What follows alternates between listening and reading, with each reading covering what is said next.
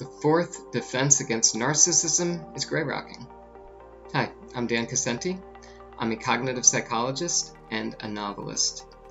I'm putting together this series on YouTube to help arm people with knowledge of narcissism so they can stay out of abusive relationships. Gray rocking is something you probably heard before, especially if you're now starting to pay attention to narcissism.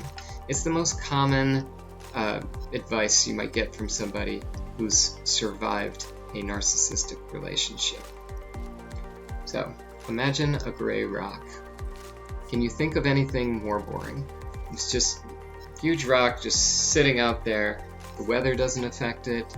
You can't get to it. You can't tip it over. It's too heavy. But it's really, really boring. There's nothing to it. If you picture that rock, especially out in the middle of an ocean, where there's waves crashing against it, and there's a storm above it, and there's lightning and thunder, that storm represents the narcissist. They're bringing all the drama to you. They're bringing all this craziness, unacceptable behavior, and the gray rock just sits there and does nothing. Shows no emotion, shows no care. The storm isn't bothering it at all. The waves aren't pushing it over. The gray rock is just sitting there.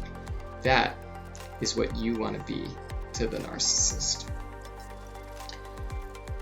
A gray rock isn't affected. And essentially, there's a lot of techniques that narcissists use. One of the most common is baiting. So what they're going to do is they'll approach you and go, "Oh, hey, can we talk?"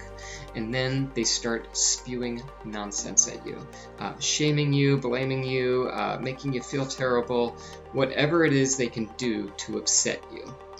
And a lot of us, most of us who can't practice gray rocking, who don't have skills in that, we're going to blow our top, We'll start getting angry, or we might start sobbing uncontrollably, but whatever it is, the narcissist wants you to react in a negative way.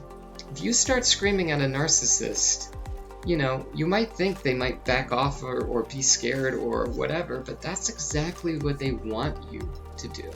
They want you to overreact. When you overreact to a narcissist and show them emotions that, are pretty intense, they're going to sit back and smile about that. They'll love it, because what you're about to say or do is going to be evidence used against you when they do a smear campaign. It might be just justification they keep to themselves, or it might be a way to create flying monkeys that can be just disturbed by your behavior and then come after you later and start shaming you about your stuff as an advocate for the narcissist. Gray rock is the solution to that. You're not reacting at all. You don't care what the narcissist says. They are going to be thwarted when you gray rock, because their baiting isn't working. They're not getting you into that hyperactive state where you're saying regrettable things. And it also makes them think that they're not that important, that what they're saying is not that important. Every time you gray rock a narcissist successfully, it's going to make it less likely they're going to come back to you later. Now, be a little careful with gray rock, okay? It might seem like, well, who cares? If you're not acting out in any way, what can they really do about it? And many narcissists will just fold under gray rocking and just kind of trail off and go away. But some don't.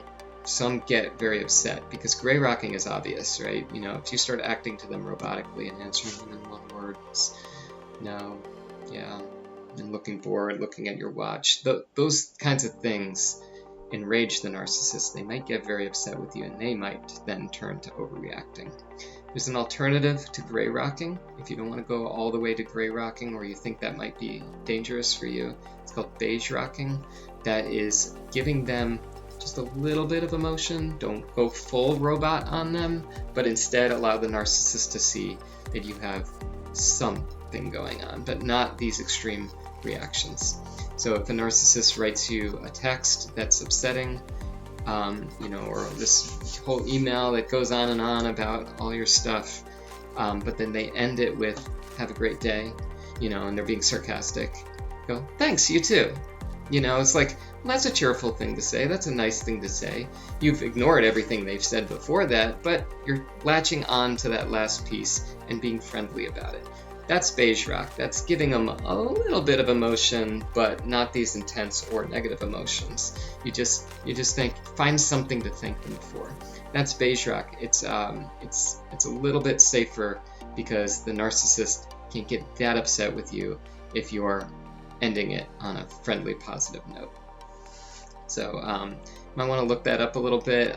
There's some nuance to it, but beige rock is an alternative to gray rock if you don't want to go all the way there. But if you don't think gray rock's going to upset them that much that you're going to get an even more extreme reaction, including maybe violence, then you can go with gray rock.